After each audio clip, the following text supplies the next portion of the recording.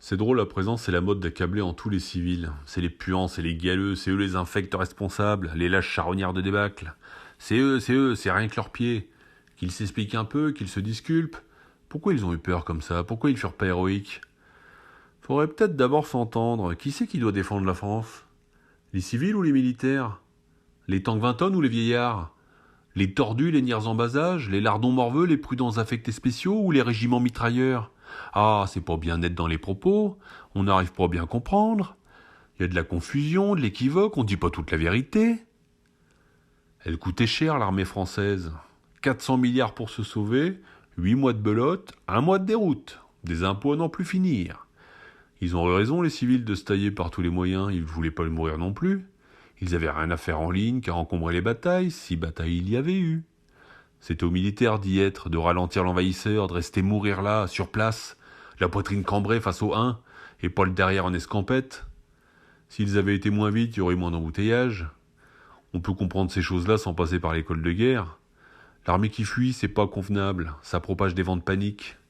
De Meuse à Loire, c'était qu'un poète, une foire unanime. Qui a fait la plus grosse diarrhée? Les civils ou les militaires? C'est pas une raison de pavoiser d'afficher des souverains mépris. Scipion Merdocus en va juge. C'est tout le monde qui a été malade, malade de bidon, de la jactance, malade de la peur de mourir. Les partout monuments aux morts ont fait beaucoup de tort à la guerre. Tout un pays devenu cabot, jocrisse paysan, tartuffe tank, qui voulait pas mourir en scène. Au flanc, oui, pour reluire, présent, exécuté, Maldonne. Toutes les danseuses qui ratent leur danse prétendent que c'est leur tutu. Tous les militaires qui flageolent gueulent partout qu'ils sont trop trahis. C'est le cœur qui trahit là de même, c'est jamais que lui qui trahit l'homme. Il voulait bien tout jouer la pièce, passer sous les arcs de Brandebourg, se faire porter dans les triomphes, couper les bacchantes du vilain, mais pas crever pour la nation. Ils la connaissent bien, la nation, c'est tout du fumier qu'on sort, c'est tout des ennemis personnels, pardon alors et l'après-guerre. Qui va en jouir si ce n'est pas nous, les canailles des merdes? Y a que les cons qui clavent. L'après-guerre, c'est le moment le meilleur, tout le monde veut en être. Personne veut du sacrifice, tout le monde veut du bénéfice. Nougat 100%. Bien sûr, il y a eu des morts quand même, des vraies victimes de l'imprudence. C'est rien à côté des millions des absolus martyrs de l'autre, les calanchés du cœur nature, ceux de 14 à 18. Merde, on peut dire qu'on les a eus. Même les carcans de la foutue cerise qu'on peut regretter, honteux de tout. 800 000 qu'on en a buté. En somme, ça va pas brillamment. Nous voici en drap fort douteux. Pourtant, c'est pas faute d'optimisme.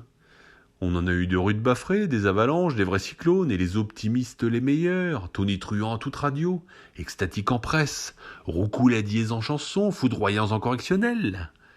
Si c'était par la force des mots, on serait sûrement roi du monde. Personne pourrait nous surpasser, question de gueule et d'assurance.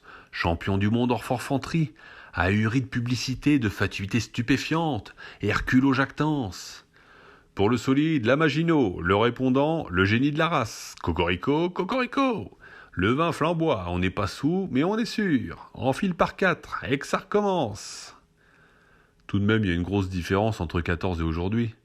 L'homme, il était encore nature, à présent c'est un tout retors. Le troufion en moustagache, il y allait content bon argent. Maintenant, il est roué comme potence, rusé pitre et sournois et vache. Il bluffe, il envoie des défis, il emmerde la terre, il installe, mais pour qui il est plus là? Il a plus l'âme en face des trous. C'est un ventriloque, c'est du vent. C'est un escroc comme tout le monde, il est crapule et de naissance. C'est le tartuffe prolétarien, la plus pire espèce dégueulasse, le fruit de la civilisation. Il joue le pauvre damné, il l'est plus, il est putain et meneur, donneur fainéant, hypocrite. Le frère suçon du bourgeois. Il se gourde de toutes les arnaques, on lui a fait la théorie, il sait pas encore les détails, mais il sait que tout est pourri, qu'il a pas besoin de se tâter, qu'il sera jamais assez canaille pour damer là-dessus le dirigeant, qu'il aura toujours du retard pour se farcir après tant d'autres. C'est de l'opportunisme de voyou, du tout prendre et plus rien donner.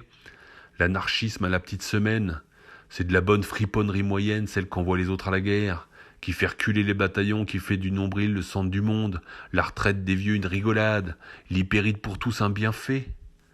Au nom de quoi il se ferait buter le soldat des batailles?